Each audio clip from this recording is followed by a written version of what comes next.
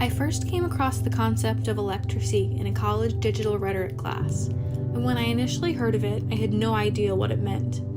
Rhetoric scholar Sarah Arroyo defines Electracy as a concept that encompasses the cultural, institutional, pedagogical, and ideological implications inherent in the transition from a culture of print literacy to a culture saturated with electronic media.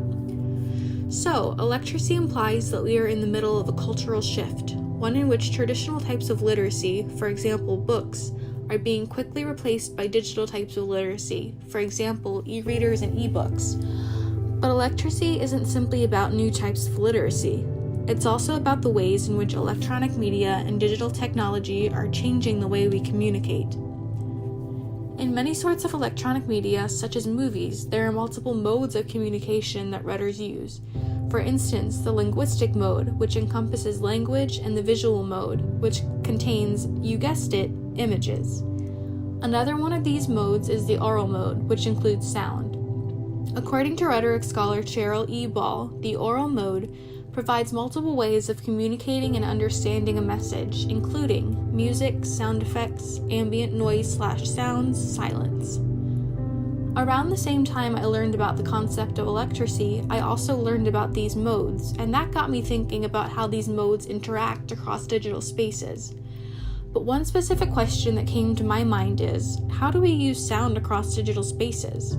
Since sound can be manipulated and remixed electronically in ways that other modes cannot, it is a mode that is uniquely positioned to shed some light on how we interact across digital spaces. Plus, thus far, the interaction between sound and Electracy has not been heavily studied. So, today we'll be looking at just that, sonic Electracy. In other words, the interaction between sound and digital spaces. Sound is often viewed as an extension of one's identity. It is the words we speak that, in part, define who we are after all.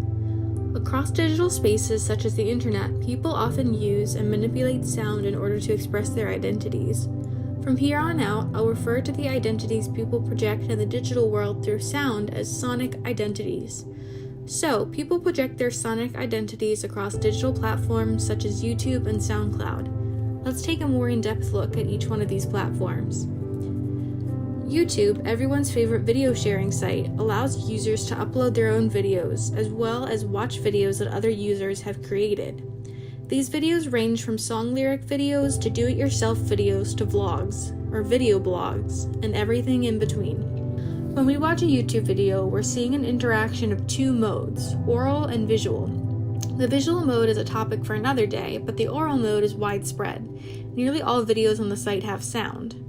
Often this sound is the video creator speaking out loud, such as in the case of this video. But for other videos, the sound is a song. Again, the sounds that collectively make up a song are produced by a person themselves, or perhaps a person using some type of instrument, whether acoustic or electronic.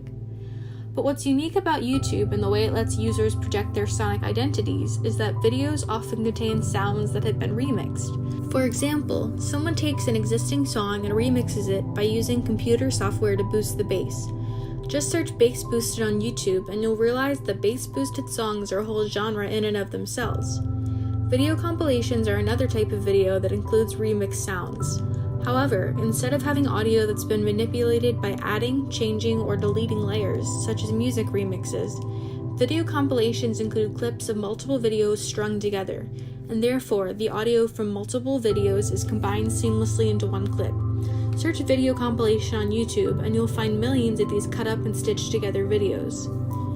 Between music remixes and video compilations, YouTube users often project their sonic identities by remixing existing audio material. This isn't to say that original audio clips don't exist on YouTube, because they most certainly do, but this platform is known for its repurposing of existing material.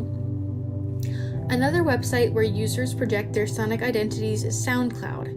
While YouTube videos include both sound and visuals, SoundCloud tracks are audio only. Because of this, SoundCloud is a perfect platform to help us explore sonic identities. Whereas YouTube users are likely to upload remixed versions of existing songs, many SoundCloud users often upload original audio tracks, from podcasts to acoustic music. In this way, SoundCloud's tracks can be viewed as similar to a compilation book of short stories. Each is original and each is written by a different author.